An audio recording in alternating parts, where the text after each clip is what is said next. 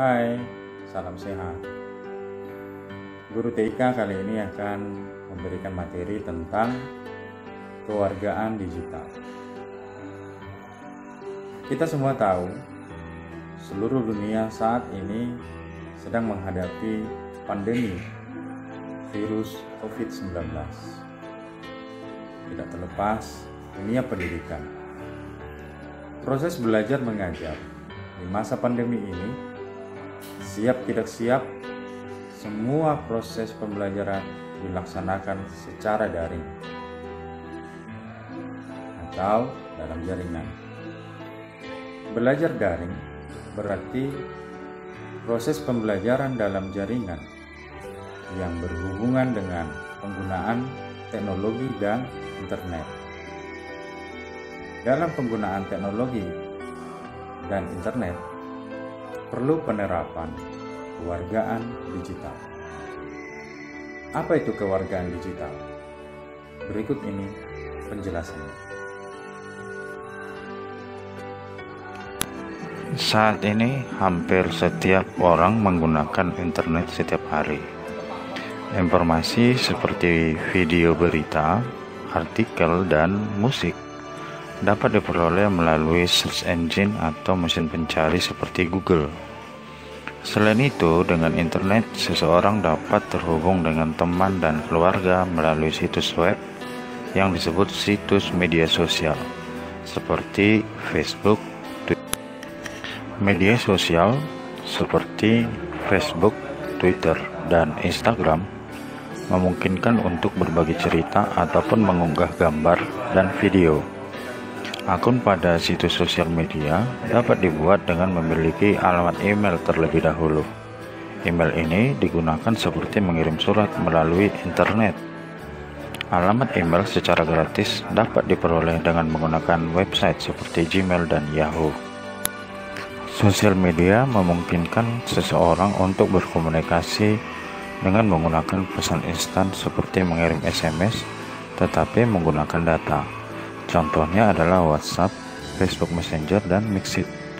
Hal-hal tersebut merupakan beberapa pemanfaatan teknologi informasi yang apabila kamu menggunakannya, maka kamu dapat dikatakan sebagai seorang warga digital.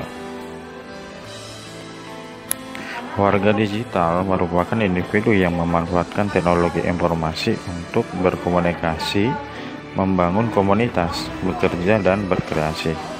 Secara umum, warga digital telah memiliki kemampuan dan dalam mengoperasikan perangkat teknologi informasi untuk berkomunikasi, mengekspresikan ide atau gagasan, ataupun sekedar hiburan. Ada 9 komponen dalam konsep kewargaan digital. Ke-9 komponen tersebut dibagi menjadi 3 bagian.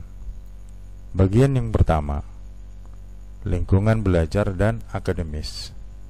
Siswa dan pengajar di lingkungan akademis telah memanfaatkan teknologi informasi dan komunikasi karena melimpahnya informasi dan kemudahan akses yang dapat digunakan untuk kegiatan belajar mengajar. Lingkungan tersebut memiliki komponen sebagai berikut. Akses digital. Setiap pengguna teknologi informasi dan komunikasi sadar bahwa setiap orang seharusnya memiliki hak yang sama untuk melakukan hak akses digital berupa internet.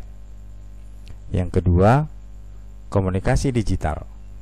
Setiap warga digital diharapkan dapat mengetahui kelebihan dan kekurangan setiap bentuk komunikasi digital yang ada seperti layanan email, chat, dan forum, sehingga dapat memilih bentuk komunikasi yang tepat sesuai dengan kebutuhan.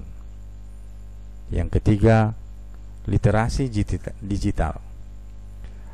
Literasi digital merupakan proses belajar mengajar tentang teknologi dan pemanfaatan teknologi. Siswa dan pengajar diharapkan dapat belajar apa saja, kapan saja, dan dari mana saja. Saat teknologi baru muncul, para siswa dan pengajar diharapkan dapat beradaptasi secara tepat dan tidak terpaku hanya pada satu jenis teknologi saja. Bagian kedua, lingkungan sekolah dan tingkah laku. Pada bagian ini terdapat komponen yang pertama, hak digital. Setiap warga digital sebaiknya memahami hak-haknya sebagai warga digital, seperti memiliki hak atas privasi, kebebasan berbicara, dan dilindungi hukum. Dengan demikian, setiap warga digital juga harus melaksanakan kewajibannya, seperti tidak mengunduh aplikasi atau media bajakan, tidak menghina orang, dan menyebarkan berita palsu. Yang kedua, etika digital. Etika digital terbentuk dan menjadi norma bagi sesama warga digital agar menjaga persamaan dan kenyamanan di antara sesama warga selama menggunakan teknologi yang disertai sikap yang bertanggung jawab. Yang ketiga, keamanan digital. Setiap perbuatan yang termasuk mencuri informasi, merusak karya, atau mengganggu privasi individu warga digital telah melanggar keamanan seseorang. Setiap warga digital sangat perlu berhati-hati dan melindungi informasi data diri dari pihak yang tidak bertanggung jawab. Hal-hal yang perlu dilakukan untuk menjaga keamanan sebagai warga digital diantaranya mengunduh antivirus, firewall, membackup data, dan menjaga data sensitif seperti username, password, nomor kartu kredit, nomor rekening, nomor KTP, alamat rumah, dan masih banyak yang perlu kita amankan untuk menjaga diri kita di dunia maya. Bagian ketiga dari komponen kewargaan digital, kehidupan di luar sekolah. Pada bagian kehidupan di luar sekolah terdapat komponen yang pertama, hukum digital. Warga digital perlu menyadari bahwa mencuri dan mengubah data diri ataupun karya digital orang lain merupakan perbuatan melanggar hukum. Contoh perbuatan yang melanggar hukum diantaranya peretasan informasi, pengunduhan musik ilegal, plagiarisme, dan membuat virus. Saat ini di Indonesia dikenal hukum cyber atau cyber law yang menangani hukum terkait dengan kegiatan digital yang mencakup 5 aspek, antara lain hak cipta, merek dagang, fitnah dan pencemaran nama baik, privasi, dan yurisdiksi dalam ruang cyber. Komponen berikutnya, transaksi digital. Transaksi jual beli sekarang dapat dilakukan secara daring atau dalam jaringan. Dengan demikian, setiap warga diharapkan memahami risikonya, baik sebagai pembeli maupun penjual, serta memahami bagaimana menjadi pembeli dan penjual daring yang baik. Komponen terakhir, kesehatan digital. Pada umumnya terdapat beberapa gangguan kesehatan yang dapat menyerang para pengguna teknologi digital. Di antaranya gangguan mata, telinga, tangan, bahkan seluruh badan. Bahkan kesehatan mental juga dapat mengancam pengguna teknologi digital.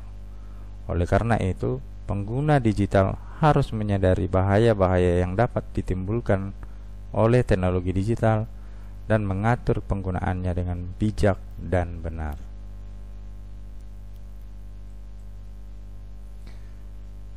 Kami 9 di atas diharapkan kamu telah menyadari pentingnya etika kewargaan digital. Komponen-komponen tersebut dapat disederhanakan dengan menggunakan konsep THINK. Akronim dari konsep THINK adalah sebagai berikut. Is it true? Benarkah? Benarkah apa yang kamu posting? Atau hanya isu yang tidak jelas sumbernya? Is it harmful? Meyakinkankah? Apakah yang akan kamu posting dapat menyakiti perasaan orang lain? Is it illegal atau ilegalkah? Ilegalkah apa yang akan kamu sebarkan? Is it necessary atau pentingkah? Pentingkah apa yang kamu sebarkan? Hal yang tidak penting akan mengganggu orang lain. Is it kind? Santunkah? Santunkah apa yang akan kamu sebarkan? Tidak menggunakan kata-kata yang menyinggung orang lain?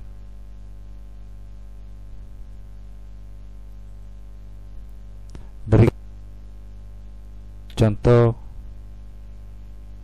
akan ditampilkan dalam bentuk video tentang cyberbullying. Kita simak sebentar.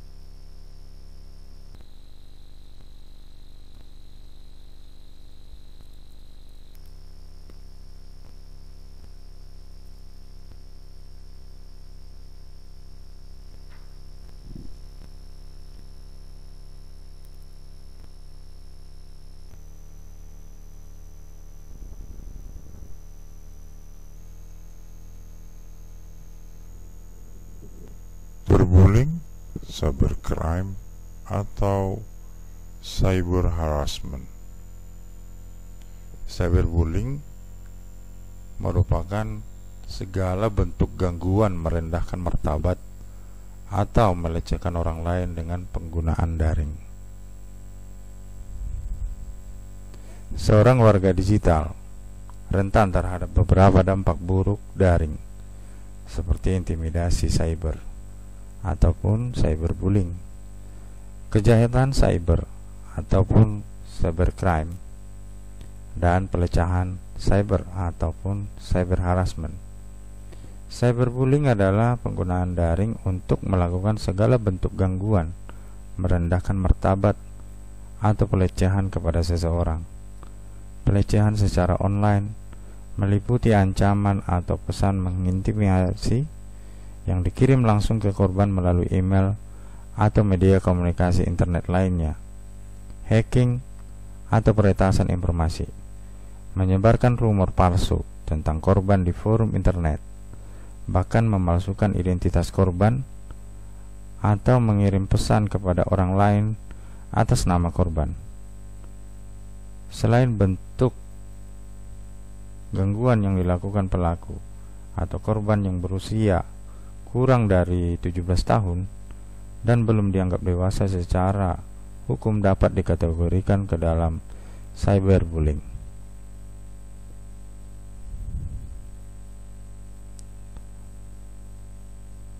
Sementara itu, apabila salah satu pihak atau keduanya telah berusia di atas 17 tahun, maka kasus tersebut dikategorikan sebagai cybercrime atau cyber harassment. Karakteristik cyberbullying atau cyber harassment ataupun cybercrime. Yang pertama, materi cyberbullying berupa tulisan, foto atau video didistribusikan secara daring dan seringkali tidak bisa dihapus. Yang kedua, pelaku menggunakan nama lain atau berpura-pura orang lain. Yang ketiga, kejadiannya bisa kapan saja. Motivasi pelaku cyberbullying. Yang pertama, marah, dendam, frustasi, cari perhatian, atau iseng ataupun bercanda.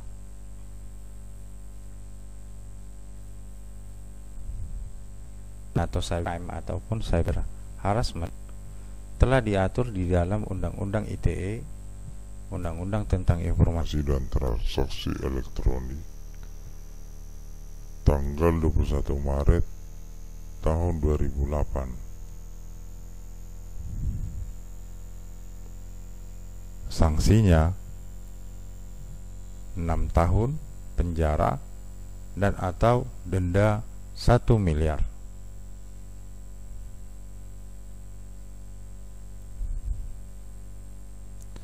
Terapi cybercrime ataupun cyber harassment.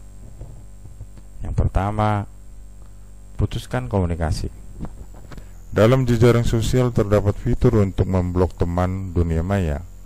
Apabila kita merasa terdapat teman yang melakukan kegiatan bullying, maka kita dapat melakukan blok akun pelaku cyberbullying tersebut, sehingga mereka tidak akan dapat meneruskan kegiatan bullying.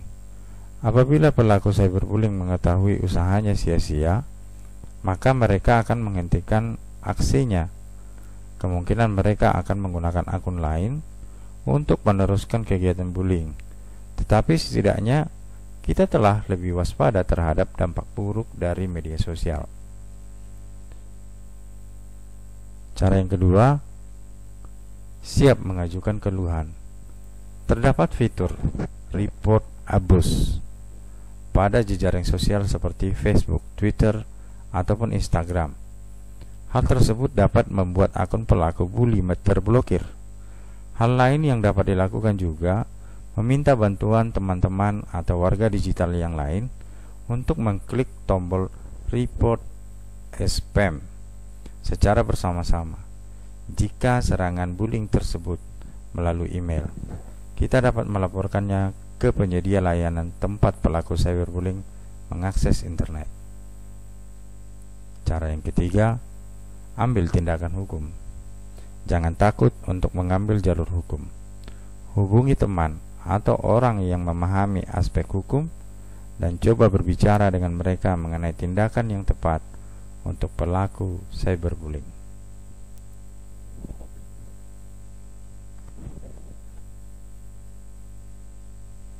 Internet safety. Era teknologi yang semakin canggih sudah semestinya diterapkan di dunia pendidikan. Tetapi patut diwaspadai juga bahaya dan pengaruh negatifnya terhadap peserta didik. Oleh karena itu, pendidik harus mengerti dan memahami penggunaan teknologi sehingga dapat memberikan arahan yang tepat terhadap peserta didik.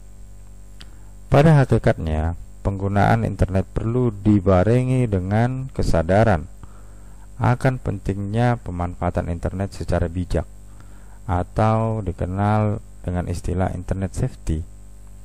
Konsep internet safety merupakan suatu konsep keamanan untuk meminimalisir risiko kejahatan yang ada di internet, seperti phishing, malware, scams, penipuan, dan cyberbullying, cyber harassment, atau cybercrime.